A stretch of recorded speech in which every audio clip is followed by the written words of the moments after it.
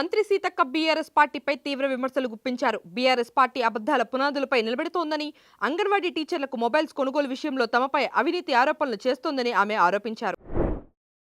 రాష్ట్రంలో మంచి పాలన అందించాల్సిన అవసరం ఉందని బీఆర్ఎస్ వర్కింగ్ ప్రెసిడెంట్ కేటీఆర్ అన్నారు.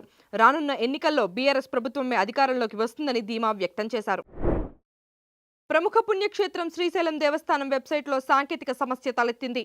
ఆన్లైన్ ద్వారా టికెట్ల బుకింగ్కు అంతరాయం ఏర్పడింది.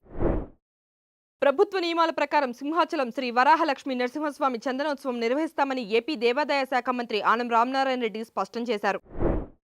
భవానీపూర్ నుంచి తన అభ్యర్థిత్వాన్ని రద్దు చేయించడానికి బీజేపీ ప్రయత్నించిందని వెస్ట్ బెంగాల్ ముఖ్యమంత్రి మమతా బెనర్జీ ఆరోపించారు. తనపై తప్పుడు కేసులు పెట్టడానికి ఆ పార్టీ నేతలు ఈసీతో కలిసి కుట్ర పన్నారని అన్నారు.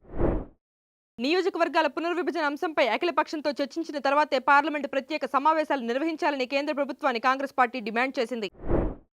పాకిస్తాన్ రాజధాని ఇస్లామాబాద్ వేదికగా అమెరికా, ఇరాన్ మధ్య మరికొన్ని గంటల్లో శాంతి చర్చలు జరగనున్న నేపథ్యంలో అమెరికా ఉపాధ్యక్షుడు జేడీ వ్యాన్స్ బృందం తాజాగా ఇస్లామాబాద్లో ల్యాండ్ అయింది.